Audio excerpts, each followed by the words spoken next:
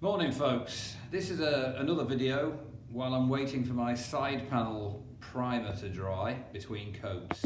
So I thought I would use the time to post about a modification I've done to the chain tensioner at the back of the bike. Now, you can put stainless nuts on them, but as part of my regime of removing items of the bike, fasteners that corrode, the original ones that were on the bike started to rust. Well, we can't have that, can we? So I did a modification to it. I bought the stainless nuts and realised that, you know, you still see the end of the bolt sticking out, and once that rusts, you know, it looks, to my eye, it doesn't look very good at all. Maybe I'm a bit OCD about rust, but I just hate the stuff. So the modification that I've done is as follows. Now if you look at that, this is the actual chain tensioner which I've removed from the bike for the purposes of this video. So that's the drive chain tensioner from one side.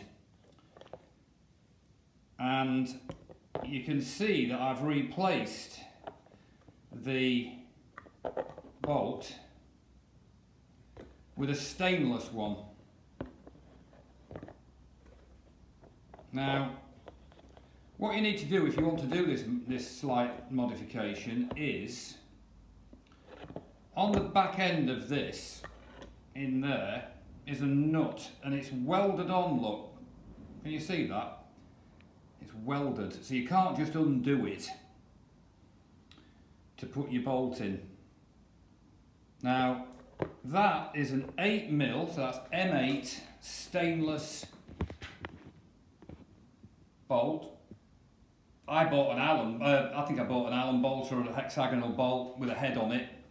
And what I then did was to drill through.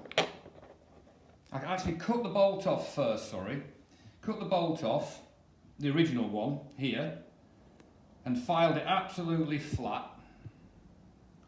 Then I used a little centre punch to put a hole smack bang in the middle of the stump, as it were, of the original bolt. That ensures that your drill doesn't skate about and you know, drill a hole in the wrong angle, wrong place, whatever.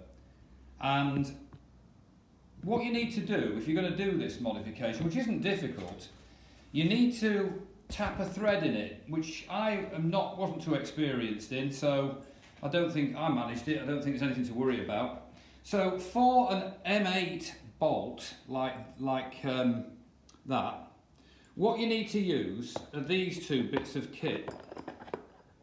So you've got a drill, and that's a tap. Now, what you need to use, your hole has, this is an M8 tap, but your hole has to be smaller, because otherwise you're not going to be able to carve threads into it. So first of all, you get, this is a 6.8mm drill. It is 17/64ths. Let me just check that. Yeah, 17/64ths, aka 6.8mm. So you put this component in a vise, you've cut off the old bolt with a hacksaw. I use a grinder actually, a very fine cutting wheel. Punch a hole, you know, the centre punch, and then you just drill through, and it will come out the other side there. Then you get your tap, this thing.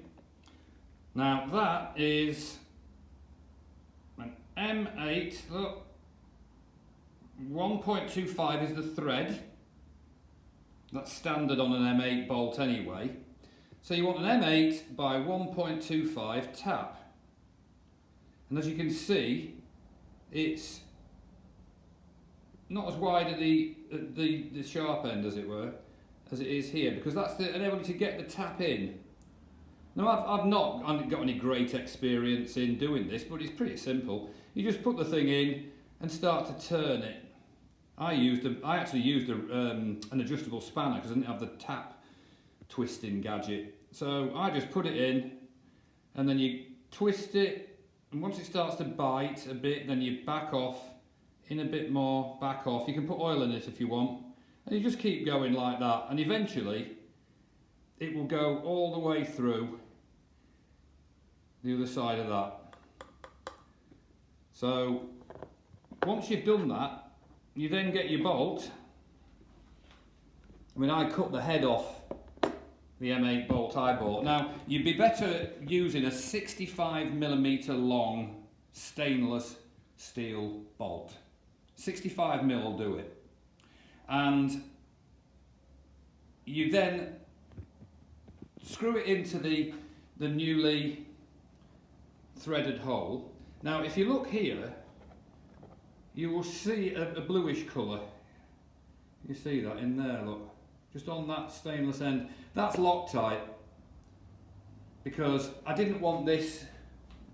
There isn't any torque on it really. When you start tightening these, there's a possibility that it might undo that, I suppose. But really, you're tightening it. You don't want it moving. And there really isn't enough space in there. Well, there is. You could put a lock nut on it if you wanted. You could put a lock nut in there, actually. However, I didn't bother doing that. I just put Loctite on it. And it's rock solid. So, that modification, you obviously do it twice, because you've got the other one on either side. And again, to my perhaps, fastidious eye about rust, I think it looks better. And I also think that over time, if you're going to keep the bike, which I've said before, I'm going to keep this one forever now. So, you don't really want to be tightening your chain up and finding that that bolt either shears off or the threads are no good. So there it is, a little modification that I thought I would post online whilst waiting for my side panel primer to dry. And there you can see, I think it looks better. So there you go, folks, pending an update on the side panels, which is going pretty well so far, touch wood. That's just a little something to be going on with. So it's a 6.8mm drill bit, readily available on eBay for £3, I think. That's a titanium something or other one, HSS drill bit. So it's a 6.8mm drill bit and an M8 tap for 1.25 thread, which is standard for M8s, and you need your bolt to be 65mm long. And then cut the head off.